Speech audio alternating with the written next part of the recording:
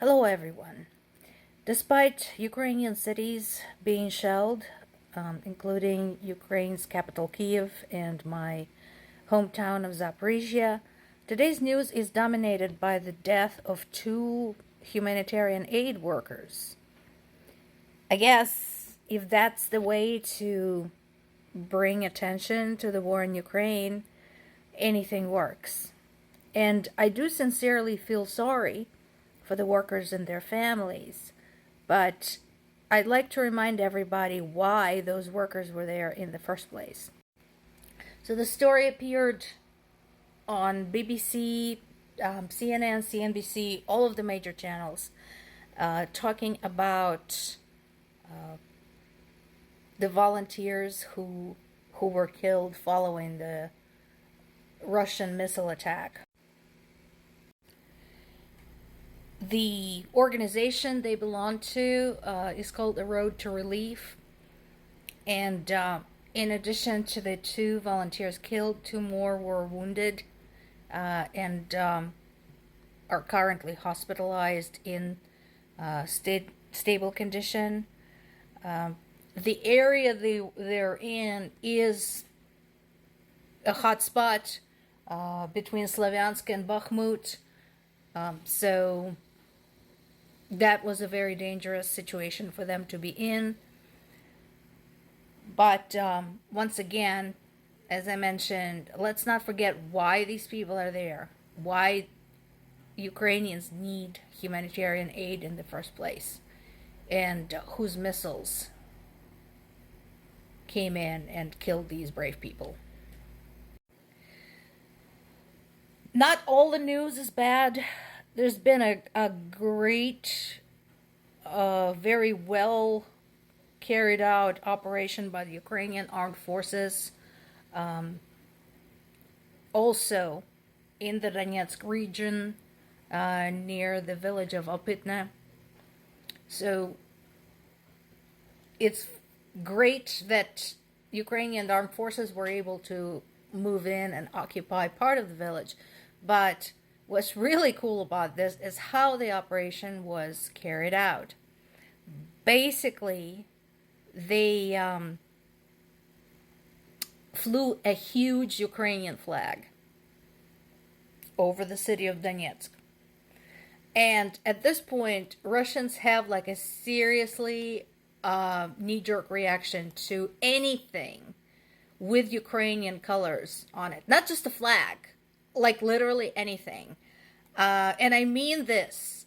There are now videos of Russians breaking down or vandalizing road signs with just a standard coloring that happens to be yellow and blue. I mean, it's insane. There's a video of a dude who was upset that a park bench was painted blue with yellow flowers growing around it, so he tried to break it, and karma had caught up with him immediately because he got stuck in the bench. So these guys flew a huge Ukrainian flag, and Russians in the area started shooting at it, thus revealing their exact positions and enabling Ukrainian armed forces to take them out. Not surprisingly, Ukrainian government in general and Ukrainian foreign ministry specifically are not happy about the non-committal wishy-washy statement by the G20 related to Russia's invasion of Ukraine. They're sick and tired of basically everybody walking on eggshells around Russia and pointing out that we're not going to win this war if we're going to keep pretending that it's less serious than it actually is. So, all of this pussyfooting around Russia and all of that is not helping anybody, and it rather undermines any statements of the commitment to territorial integrity and peace that these countries might have made in the past.